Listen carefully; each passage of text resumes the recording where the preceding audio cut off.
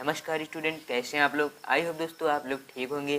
दोस्तों आज की ये वीडियो बहुत महत्वपूर्ण होने वाली है क्लास 10th वाले स्टूडेंट के लिए, क्योंकि आज हम आप लोगों को इसमें बहुत महत्वपूर्ण अति लघु प्रश्न बताने जा रहा हूँ जो कि बोर्ड एग्जाम में पूछे जाते हैं।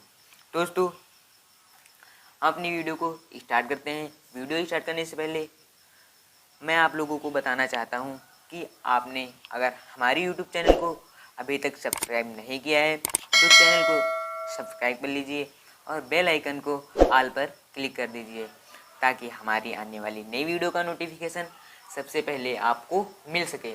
दोस्तों अब हम देखते हैं कि इसमें 10 महत्वपूर्ण प्रश्न और सॉल्यूशन के साथ। हमारा प्रश्न है कि पहला, यूरोपियन राष्ट्रवाद से आप क्या समझते हैं? आप क्या समझते हैं? दोस्तों इसका आंसर हमारा है यूरोप में 1919 ईस्वी में 1939 ईस्वी तक की गई 20 वर्षीय अवधि विकास और परिवर्तन का काल थी। इस काल में यूरोप में राष्ट्रवाद के उदय को यूरोपियन राष्ट्रवाद की संज्ञा दी गई। दोस्तों हमारा ये आंसर है इसका। अब दूसरा प्रश्न हमारा देखते हैं। दूसरा प्रश्न क्या है? दूसरा प्रश्न हमारा है, यूरोप में फ्रांसीसी क्रांति से राजनीतिक और संवैधानिक परिदृश्य में हुआ प्रमुख बदलाव क्या था? दोस्तों ये वेरी मोस्ट इम्पोर्टेंट क्वेश्चन है। आप लोग इन क्वेश्चनों को ध्यान से देखना और इन क्वेश्चनों को बोर्ड एग्जाम में ज़रूर याद करके जाना, क्योंकि अति लघु प्रश्न यही प्रश्न सेम आएंगे। आप लोग अच्छी तरीके से याद कर लेना। अब हम दूसरे का उत्तर देखते हैं। दूसरे का उत्तर हमारा क्या है? दूसरे का उत्तर हमारा है, यूरोप में फ्रांसीसी क्रांति से राजनीतिक और संवैधानिक परिदृश्य से हुआ बदलाव निरंकुश राजतंत्र का विरोध तथा गणतंत्र के प्रति बढ़ता लगाव था। ये हमारा इसका आंसर हो गया है। अब हमारा तीसरा प्रश्न देख लेते हैं। तीसरा प्रश्न क्या है? तीसरा प्रश्न हमारा है कि फ्रांसीसी क्रांति की घटना का वर्णन कीजिए जिसने यूरोप के अन्य भागों में रहने वाले लोगों के जीवन को प्रभावित किया। अब दोस्तों इसका हम आंसर देख लेते हैं। इसका आंसर है हमारा, फ्रांसीसी क्रांति में उभरे नारे स्वतंत्रता, समानता और बंधुत्व ने यूरोप के अन्य भागों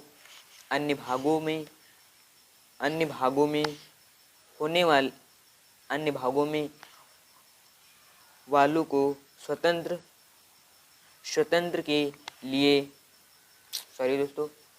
स्वतंत्रता के लिए संघर्ष करने के लिए प्रेरित किया। इस क्वेश्चन को हम फिर से एक बार रिपीट कर लेते हैं। क्वेश्चन आंसर हमारा था, फ्रांसीसी क्रांति से उभरे नारे स्वतंत्रता, समानता और बंधुत्व ने यूरोप के अन्य भागों वालों को स्वतंत्रता के लिए संघर्ष करने के लिए प्रेरित किया। अब दोस्तों हमारा फोर्थ क्वेश्चन है हमारा, 1861 में एकीकृत इटली का राजा किसे घोषित किया गया? मतलब 1861 में एकीकृत इटली का राजा किसे घोषित किया गया? ये दोस्तों वेरी मोस्ट इम्पोर्टेंट क्वेश्चन है। ये बोर्ड एग्जाम में हर बार पूछे ही जाते हैं। अब इसका आंसर हम देख लेते हैं। इसका आंसर क्या है? इसका आंसर दोस्तों है, 1861 में इमैनुएल द्वितीय को द्वितीय को इटली का राजा घोषित किया गया? इमैनुएल को द्वितीय को इटली का राजा घोषित किया गया। ओके दोस्तों, फिर हमारा 5 क्वेश्चन है, जो कि ये भी बहुत वेरी मोस्ट इम्पोर्टेंट क्वेश्चन है। आप लोग इसे ध्यान से देखना। ये 5 क्वेश्चन हमारा है, फ्रांसीसी क्रांतियों का मुख्य उद्देश्य क्या था? फ्रांसीसी क्रांतियों का मुख्य उद्देश्य क्या था? ये दोस्तों बोर्ड एग्जाम पेपर के क्वेश्चन हैं, इन्हें आप जरूर याद कर लेना। अब इसका हम आंसर देखते हैं, आंसर क्या होगा।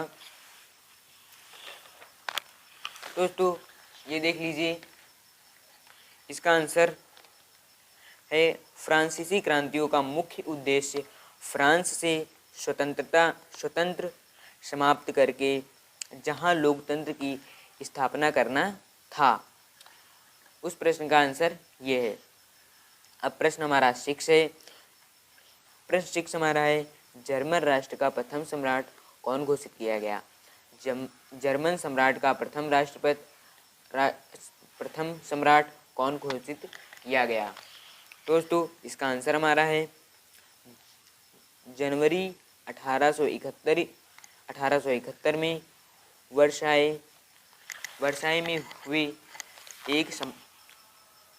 एक समारोह में प्रसा के काइजर विलियम प्रथम को जर्मनी का सम्राट घोषित किया गया था।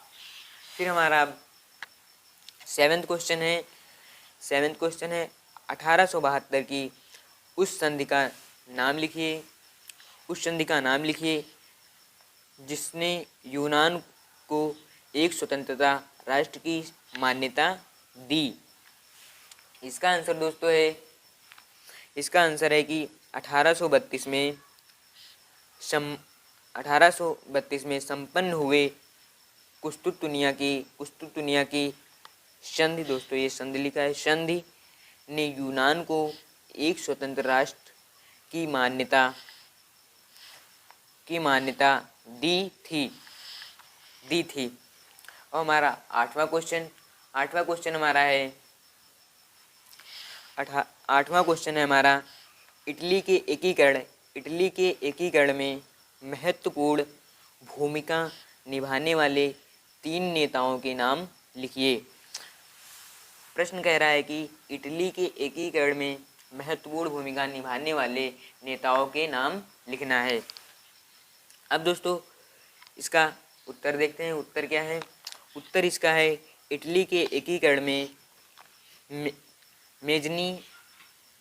मेजनी काउर और गैरीबाल्डी ने महत्वपूर्ण भूमिका निभाई थी।